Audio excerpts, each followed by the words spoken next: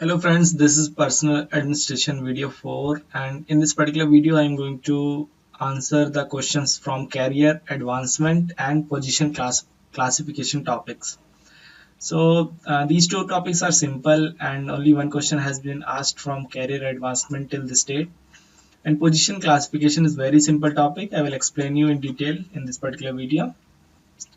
So the only question that came from career advancement topic is this that and it came in 2000 for 60 marks. So the question was that what opportunities are available to all India services and state services in career development? And do you agree that days of generalists in modern administrative state are numbered? So here the question has two parts. First part is that what are the opportunities available to all India services and state services in career development? So you have to talk about all India services and their career developmental hierarchy, and then state services and their career developmental hierarchy.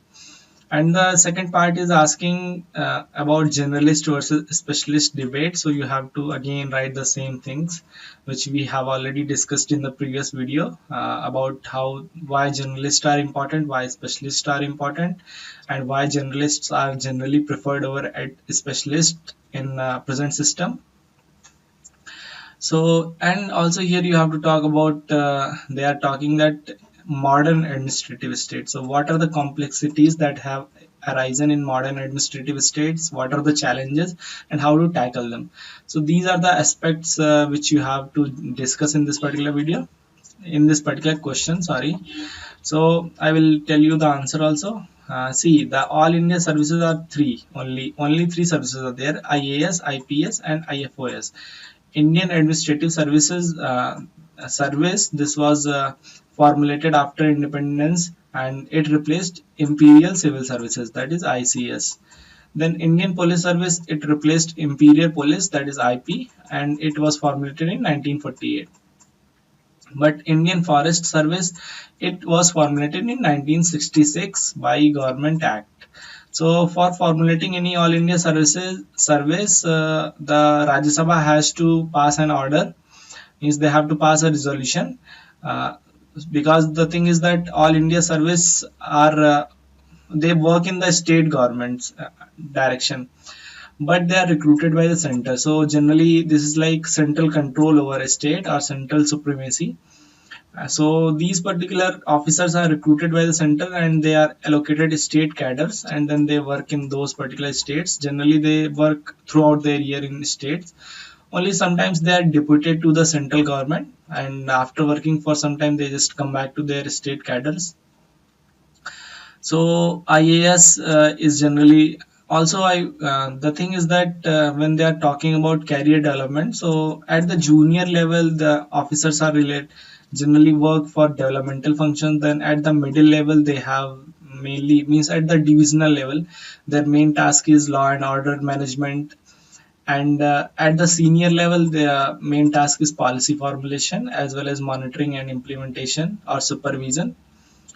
So, career development, the IAS officers start their probation from assistant collector, and they go up to cabinet secretary. There are so many hierarchies between cabinet secretary and your SDM post. So you can talk about all of them one by one.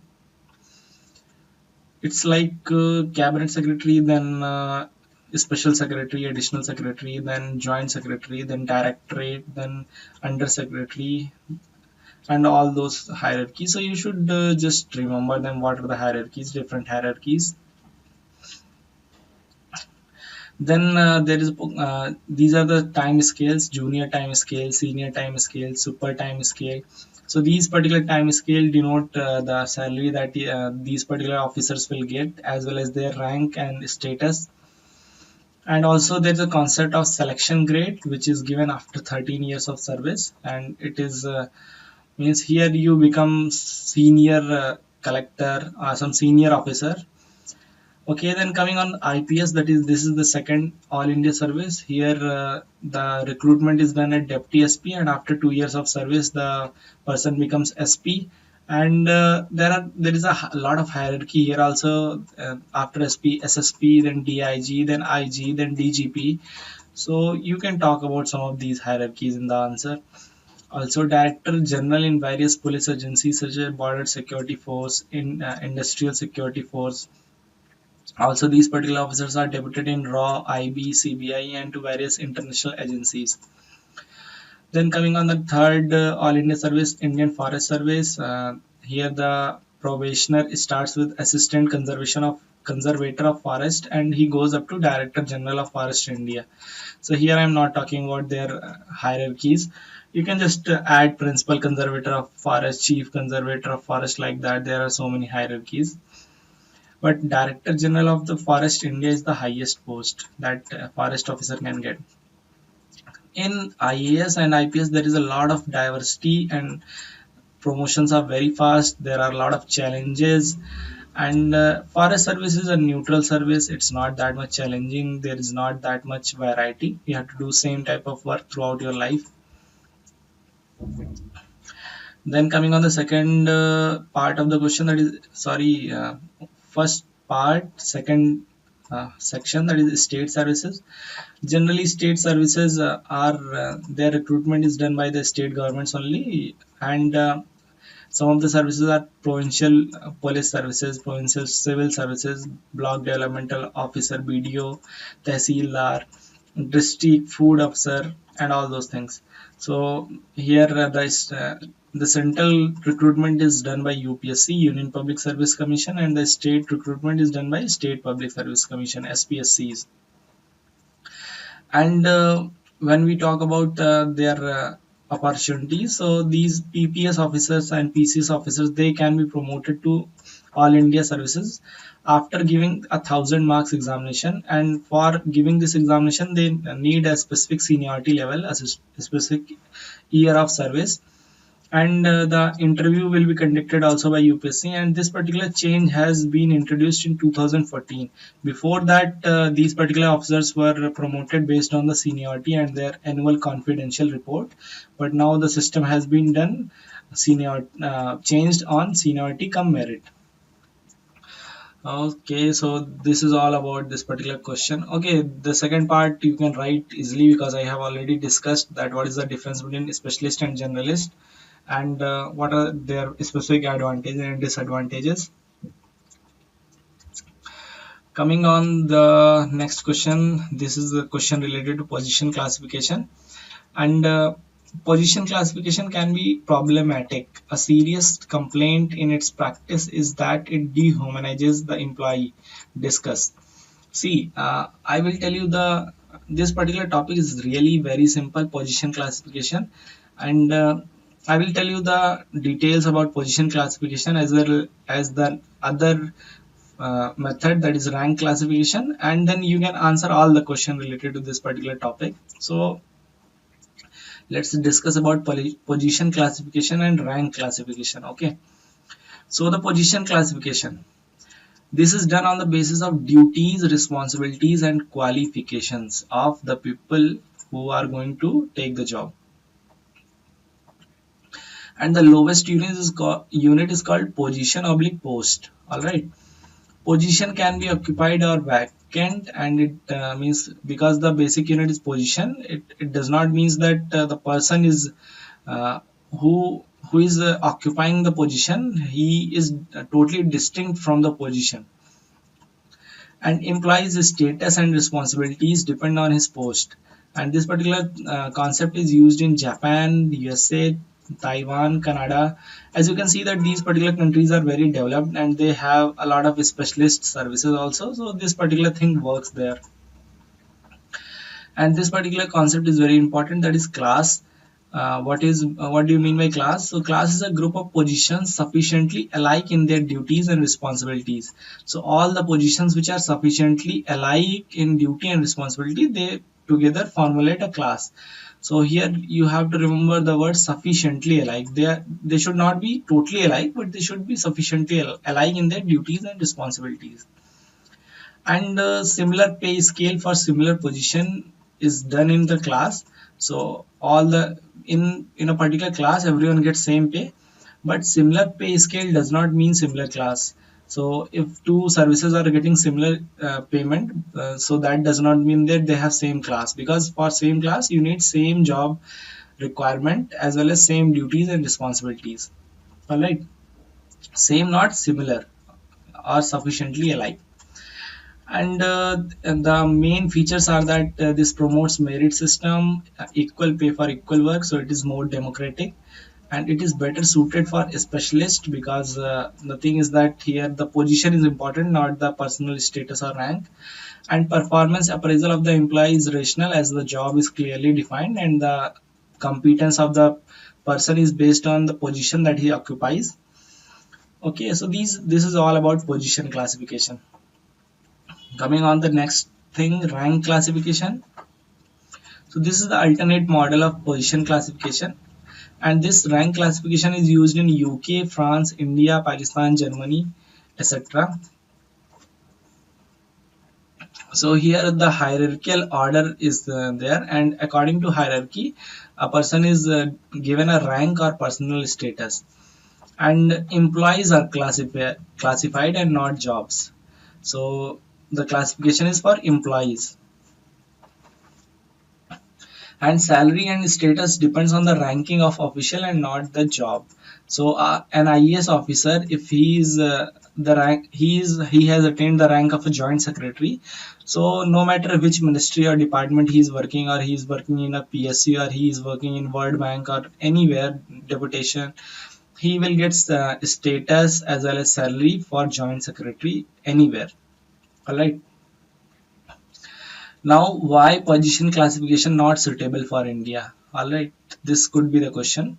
So the answer is that first of all, position classification requires a lot of details, and there is rigidity in personal administration. You cannot, it is not very flexible. You cannot just change the people from one department to other very easily, and shorter lifetime of the position classification, because the positions keep on changing with respect to time. There is a lot of changes, and this is unsuitable for developing societies like India, which are undergoing speedy socio-economic transformation. Because for us though, even the positions will change even more faster. So that's why rank classification is used in India. Also, the position classification is difficult to administer, as it requires various type of sophisticated technical skills. So administration is also complicated. And I will tell you the Indian classification. Indian classification of the services is done in these particular services. That is all India service. There are three. Then central services, they are grouped in A, B, C, and D group. Then state services, same A, B, C, D group. Then central secretariat services and specialist services. So these are some of the 5 types of services that India has. And class 1 and 2 officers are known as gazetted officers, because their name is published in the Gazette of India, or Gazette of state government. And whenever they retire or their promotion occurs, so again the information is published in Gazette of India, so they have a better rank and better status in our classification system. So this lecture is over almost. Everything you know right now about rank classification and position classification. Now we will see the questions. The question is that position classification can be problematic. A serious complaint in its practice is that it dehumanizes the employee. So as you can see that the main focus is on the job or position. The main focus is not on the employee, or the status of the employee. So classification is not done on the basis of the employee status. So here, but the thing is that it does not dehumanizes the employee. The thing is that here it requires more specialist people to work. Also, that particular job in the position classification is totally defined based on duty and responsibility. If you will perform, you will be promoted. If you don't perform, you will be degraded. So you can critically discuss this particular question. It's just discuss, but just tell the advantages of position classification, and why it does not dehumanizes the employee. It does not means that if the question is discussed, so you can go for and against, means in direction you can go. Then coming on the second question, it is that it is said that position classification as originally conceived is sound in terms of its operational characteristics. What are the operational characteristics? You know that the job is clearly defined. There is a defined duties and responsibilities, and people have to work in their position according means. And also you have to talk about class, that same class employees get same salary and same status. So but complicated and unresponsive in practice. Why complicated? Because it is very technical, it requires a lot of technical skills. And unresponsive in practice because for Indian situation it is not workable, means we are facing rapid socio-economic transformation. So for us rank classification is better. And sorry, and why is it still considered better than other models of civil services classification? So yeah, here you have to just talk about rank classification and position classification and their differences, and why rank classification is suited for India, why position is not suited. Position classification is used in UK, USA, Japan. Rank in India, UK, Germany, Pakistan. So that's how you will just differentiate between that. Just tell about class and merit and same pay for same work. Here, there is greater flexibility. People can be transferred from one department to other easily, and all those things. All right. Okay, then coming on the third question, if the positions are the raw material of classification, class is the operating unit discussed. As I already told you, this question is only for 20 marks, so you have to write very concisely that position is the basic foundation stone of the position classification, and position is also known as post, and class is same group of the same posts or same positions which have the same jobs and same responsibilities. So the class is the operating unit, means mostly the pay scale, the responsibilities, and the nomenclature of the position is defined by the specific class. It depends on the class. So this is how you can answer this particular question. It is a very easy question. Then coming on the fourth question, the generalist and will always have an edge over the specialist. Substantiate the view. Again, this is the same question, generalist versus specialist debate, and why generalists are better than a specialist. Why generalists are better? Because they have wider view, they have worked in different departments, so they have more experience. They have done post guard function throughout their life, so they are better suited for the higher management posts. They are generalists, so they have wider, better policy formulation viewpoint, and they give general advice which is easily deliverable to the minister, and they can handle the challenges effectively. They have done administration throughout their whole life or career. So this is how you can talk about why generalists are better, and then you can talk why specialists are not better, because specialists have very narrow viewpoint. They have knowledge of a specific functional domain, they do not have very wide view. But this is why the generalists have an edge over specialist. You can talk about that complexities are growing and now special functions are also growing, but ultimately when the question is substantiate the view, so here you have to actually support the viewpoint and give examples in your support.